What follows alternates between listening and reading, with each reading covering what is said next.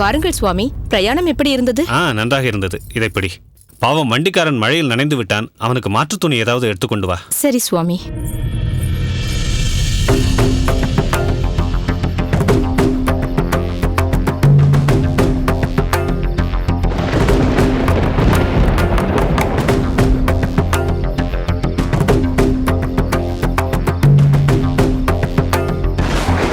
என்ன இது?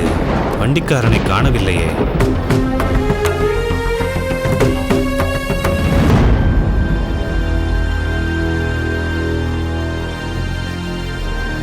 யாரப்பா அது?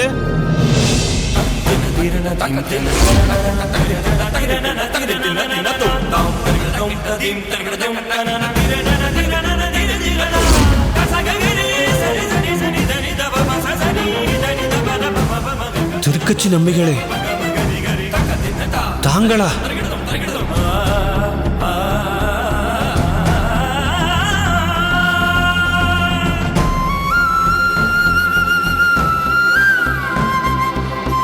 திருக்கச்சி நம்பிகளே, தாங்களா? தாங்களா எனக்கு வண்டி ஓட்டி வந்தீர்கள்? என்ன காரியம் செய்தீர்கள்? என்னை மிகவும் தர்ம சங்கடத்தில் ஆழ்த்தி விட்டீர்களே. அப்படி சொல்லாதீர்கள். அப்படி இல்லை. அடியேன் தங்களை அப்படி ஒரு நிலைக்கு ஆளாக்குவேனா? நம்பிகளே, சரி சரி, முதலில் துடைத்துக் கொண்டு அகத்தினுள்ளே வாருங்கள். வாங்கிக் கொள்ளுங்கள். வாருங்கள் வாருங்கள். உள்ளே வாருங்கள் நம்பிகளே.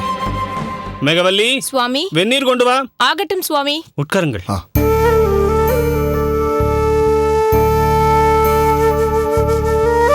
திருக்கச்சி நம்பிகளே, ஏன் இந்த கோலம்? முதலில் என்னை தாங்கள் மன்னித்தருள வேண்டும்.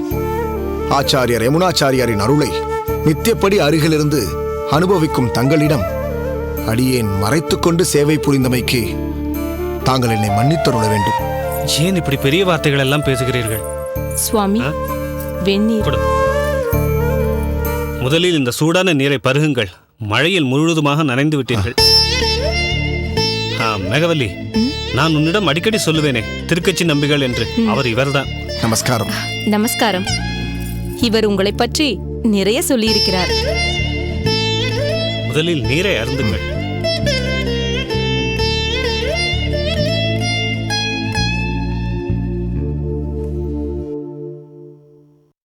இவர் என்ன காரியம் செய்தார் தெரியுமா? வண்டிக்காரன் வேடத்தில் வந்து எனக்காக ஸ்ரீரங்கம் வரை வண்டி ஓட்டி வந்தார்.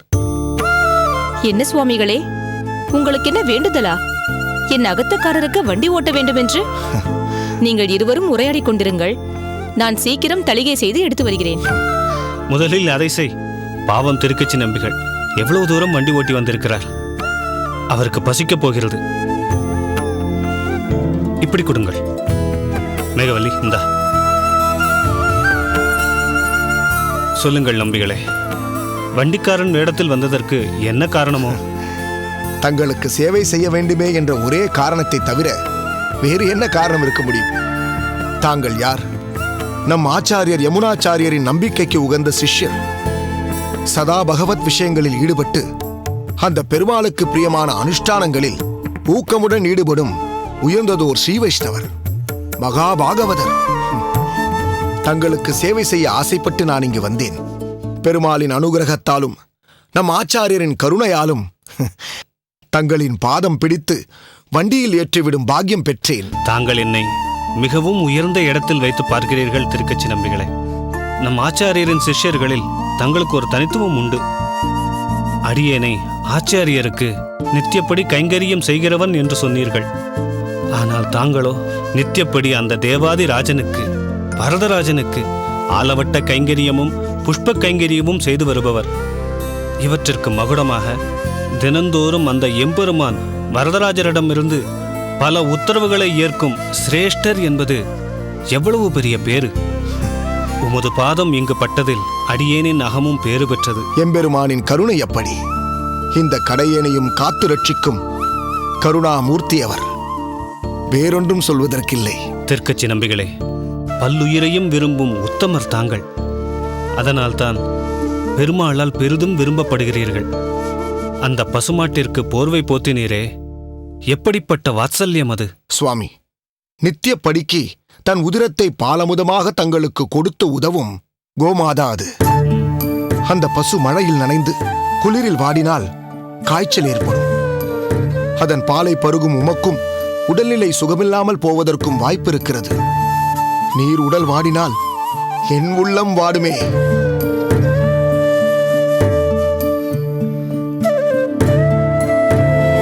அதனால்தான் அந்த பசுவிற்கு போர்வையை நான் போர்த்தினேன். திருக்கச்சி நம்பிகளே, தங்களை போன்றவரை சிஷ்யராக அடைந்த யமுனாச்சாரியாரின் புகழ் காலங்களை கடந்து நிற்கும். தங்களுடைய தன்னடக்கத்தை வருங்காலம் மெச்சப் போகிறது பாருங்கள். அது சரி, தங்களை பிரிந்த அந்த காஞ்சி வரதன் எப்படி நலமாயிருப்பான்? அதில் என் சுயநலமும் அடங்கியிருக்கிறது. என்ன நம்பிகளே, என்ன சொல்கிறீர்கள்? தங்களுக்கு சுயநலமா? சுவாமி, நாம் எல்லோருமே விரும்பும் ஒரே நலம் வீடு பேராகிய மோட்சம் அன்றோம்.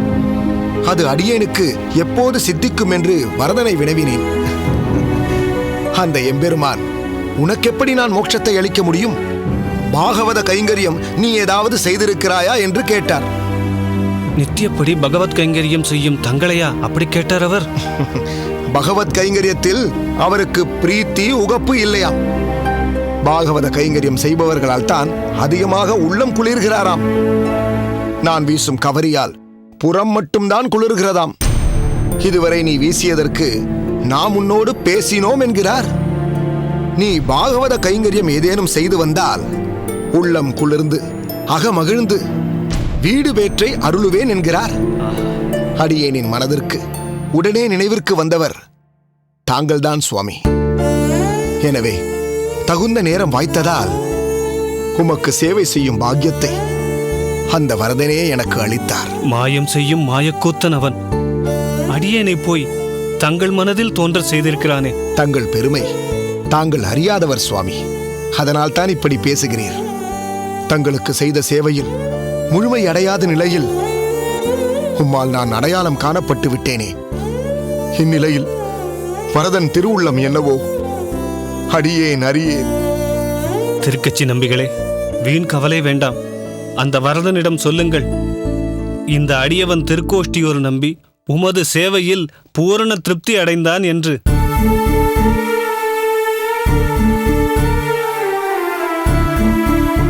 திருக்கச்சி நம்பிகளுக்கு இந்த அடியவன் அவசியம் மோட்சம் அளிக்க சொன்னான் என்று சொல்லுங்கள்.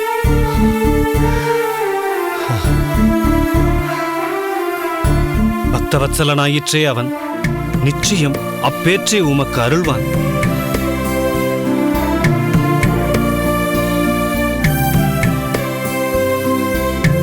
நன்றி சுவாமி, மிக்க நன்றி.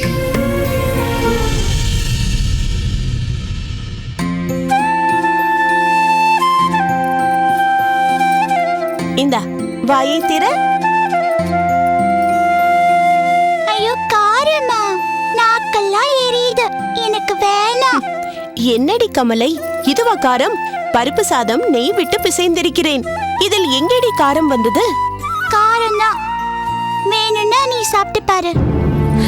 ஏய் ஏய் கமலை, ஏய் என்னம்மா?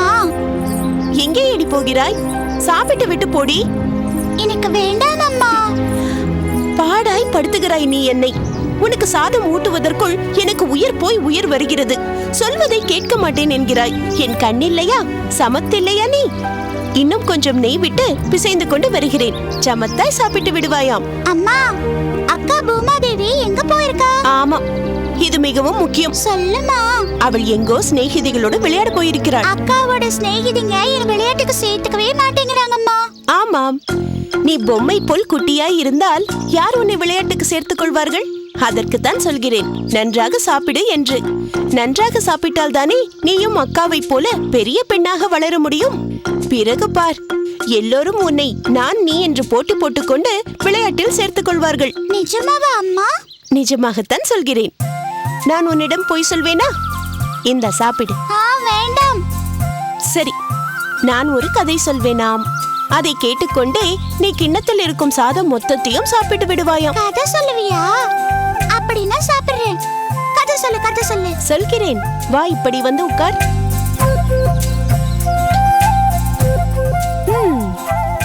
வாயை திற. ஆ,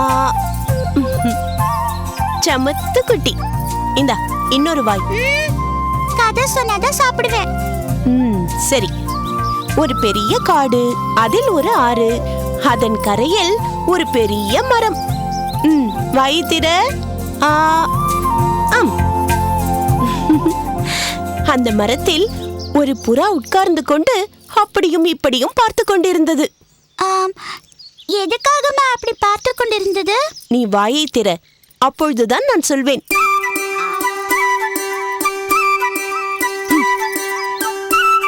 அதனுடைய தோழி வருகிறாளா என்று பார்த்து கொண்டிருந்தது. அப்போது ஒரு வேடன் அதை பார்த்து விடுகிறான். அம்பை எடுத்து புறாவை குறிவைக்கிறான். அம்மா, அந்த வேடன் பாவம் அந்த புறா மேல ஏன் அம்பு விடுறான்? அதை கொன்று சாப்பிடலாமே என்றுதான். ஐயோ பாவம். நீ நினைப்பது போலத்தான் ஒரு எறும்பும் நினைத்தது. வேடன் அம்பை விட போகும் சமயம் அவன் காலை அந்த எறும்பு கடித்து விட அவனுடைய குறி தப்பி போகிறது. அம்மா, புறா தப்பிச்சிருச்சா?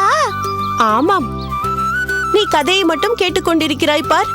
கிண்ணத்தில் சாதம் அப்படியே இருக்கிறது. சாப்பிட்டால்தான் மேற்கொண்டு கதையை சொல்வேன். எங்கேயா? ஒரு நாள் புறா மறுபடியும் அந்த மரத்தில் உட்கார்ந்து கொண்டு அப்படியும் இப்படியும் பார்த்து கொண்டிருந்தது. ஐயோ, மறுபடியும் வேடன் வந்துட்டானா? இல்லை, தன்னை காப்பாற்றிய எறும்பு எங்கே என்று பார்த்தது. அது ஆற்று தண்ணீரில் விழுந்து தத்தளித்துக் கொண்டிருந்தது.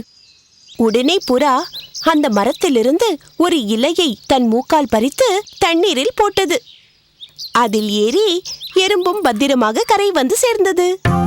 தன்னை வேடனிடமிருந்து காப்பாற்றிய எறும்பை இப்போது புறா காப்பாற்றி விட்டது. சரி, சாப்பிடு. அம்மா அம்மா, இன்னொரு கதை சொல்லுமா. எனக்கு வேறு எந்த கதையும் தெரியாதடி. எனக்கு கதை வேணும். தெரியாது கமலை. நான் சொல்கிறேன்.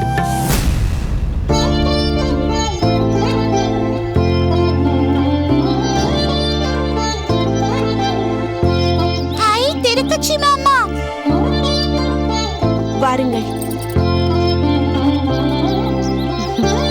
அமருங்கள். நீங்களும் அமருங்கள். நீங்க கதை சொல்றீங்களா மாமா? நீ இப்பொழுது சாப்பிடுகிறாயே அன்னம், அதை பற்றி ஒரு கதை சொல்லட்டுமா? சொல்லுங்க சொல்லுங்க மாமா. உலகத்திற்கெல்லாம் அன்னம் அளிப்பவன் ஒருவன் இருக்கிறான். மாமா, அவன் நெய் சாதம் பருப்பு சாதம் எல்லாம் போடுவானா? கேட்டவர்க்கு கேட்டபடி அனைத்தையும் கொடுப்பானம்மா. எங்க இருக்கிற மாமா அவன்? யாருக்கும் தெரியாது. சில பேர் அவன் சமுத்திரத்தில் ஆதிசேஷன் மேல் படுத்துக் கொண்டிருக்கிறான் என்பார்கள். சிலர் உப்பில் கரித்துக் கொண்டிருக்கிறான் என்பார்கள். வெள்ளத்தில் இனிப்பாக இருக்கிறான் என்பார்கள். சூரியனில் வெப்பமாகவும் சந்திரனில் குளிர்ச்சியாகவும் அவன் இருக்கிறான் என்பார்கள். போங்க மாமா, இது எனக்கு ஒண்ணுமே புரியல. சரி, நான் நேரடியாக கதைக்கு வருகிறேன். உலகத்திற்கெல்லாம் படியளப்பவனுக்கு ஒரு மனைவி. மனைவினா? உன் அப்பாவிற்கு உன் அம்மா போல். ஆனால் அவள் உன் அம்மாவை போல் அல்ல, குறும்புக்காரி. ஒரு நாள் அவள் கேட்டாள், இன்று சகல ஜீவராசிகளுக்கும் அன்னம் போட்டு விட்டீர்களா என்று. அவனும் போட்டு விட்டேன் என்றான். ஆனால் அவனுடைய மனைவி என்ன செய்திருந்தால் தெரியுமா? ஒரு குங்குமச் சிமிழுக்குள் எறும்பு ஒன்றை போட்டு வைத்திருந்தாள். இதற்கு எங்கே அன்னம் போட்டீர்கள் என்று அந்த எறும்பு இருந்த குங்குமச் சிமிழை எடுத்து அதை திறந்து காண்பித்தாள். அந்த எறும்பின் அருகில் ஒரு அரிசி இருந்தது. சரி கமலை, சாப்பிட்டாயிற்று. உள்ளே போய் நன்றாக வாயை அலம்பிக்கொள் போ. சரிம்மா. நீங்கள் வந்தது நல்லதாக போயிற்று. கமலையிடம் கதை சொல்லி சாப்பிட வைத்து விட்டீர்கள். ஆமாம், சோமயாஜி எங்கே? அகத்துக்குள் இருக்கிறாரா? அவர் உங்களை தேடிக்கொண்டுதானே காஞ்சிபுரம் சென்றிருக்கிறார். என்னை தேடிக்கொண்டா? நன்றாக இருக்கிறது நீங்கள் சொல்வது. ஸ்ரீபெரும்புதூரில் உள்ள ஆதிகேசவ பெருமாளை சேவிக்க முடியவில்லையே என்று காஞ்சியில் உள்ள வரதனை சேவிக்கப் போயிருப்பார். ஓ, உங்களுக்கும் இந்த விஷயம் தெரியுமா? தெரியும் அம்மா. மிகவும் துரதிருஷ்டவசமான ஒன்று. எத்தனையோ சத் விஷயங்களை கற்றுத் தேர்ந்த அவருக்கே இந்த கதி என்றால் என்னை போன்ற தற்குறிகளுக்கு என்ன நேர்ந்திருக்கும்? இது அவரை மிகவும் பாதித்திருக்கிறது. அதனாலேயே நாட்டமும் உற்சாகமும் இல்லாமல் இருக்கிறார். ஆமாம், மனதில் இருக்கும் அந்த வலி குறைய குறையத்தான் மீண்டும் சோமயாஜி தன் பழைய நிலைக்கு வருவார். அது சீக்கிரம் நடக்காதா என்றுதான் நான் தினமும் பிரார்த்தனை செய்து கொண்டிருக்கிறேன். சரி, இந்த விஷயத்தால் ராமானுஜனின் மனோநிலை எப்படி இருக்கிறது? இவருக்கு மேல் மன அழுத்தத்துடன் இருக்கின்றான். தன்னால் தன் தந்தைக்கு இப்படி ஒரு அவமானமும் தண்டனையும் கிடைத்து விட்டதே என்றெண்ணி எப்போதும் சோர்ந்த முகமாகவும் சோகத்துடனும் இருக்கிறான். வேத பாடங்களில் கூட கவனம் செலுத்துவதில்லை. அப்படியா? நான் அவனோடு பேசி பார்க்கிறேன். அவனை கூப்பிடுங்கள். அவன் வீட்டில் இல்லையே. வீட்டில் இல்லையா? ராமானுஜன் எங்கு போயிருப்பான்?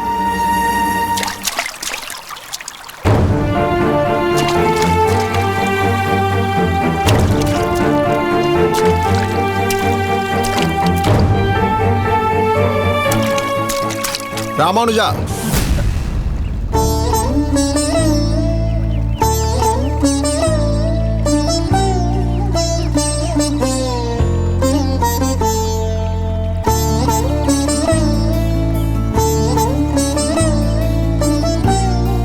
அடியேன். ராமானுஜா, எதற்காக இங்கு வந்து தனிமையில் இருக்கிறாய்? வடிவான உன் முகம் ஏன் இப்படி வாட்டத்துடன் இருக்கிறது? ராமானுஜனின் முகத்தில் எப்போதும் இருக்கும் புன்னகை காணவில்லையே. இப்படி ஆற்றங்கரையில் தனியே இருந்து உன்னை நான் பார்த்ததில்லையே. உண்மைதான். இந்த சலனமற்ற ஆறும் மெதுவே வீசும் காற்றும் தான் இப்பொழுது எனக்கு ஆறுதல் அளிக்கிறது. ஏன் ராமானுஜா இப்படி விரக்தியாய் பேசுகிறாய்? 100 ஆண்டு காலங்கள் வாழ்ந்த ஒரு வயோதிகரின் பேச்சு போல் அல்லவா இருக்கிறது நீ பேசுவது? உன் வயதை ஒத்த சிறுவர்கள் வேடிக்கையும் விளையாட்டுமாக காலத்தை கழிக்கும் போது நீ மட்டும் வித்தியாசமாக இருக்கிறாயே. வித்தியாசமாகத்தான் இருக்கிறேன் நம்பிகளே. அது எனக்கு நன்றாக தெரிகிறது. ஒருவேளை இதுவே என் பலவீனமோ என்று கூட நினைக்கிறேன். அது பலமோ பலவீனமோ எதுவாக வேண்டுமானாலும் இருக்கட்டும், நீ எல்லோரை காட்டிலும் வித்தியாசமாக இருக்கிறாய் என்று எதை வைத்து சொல்கிறாய்? என் எண்ணங்களையும் கருத்துக்களையும் ஏனோ அநேகம் பேர் ஏற்றுக்கொள்ள மறுக்கிறார்களே.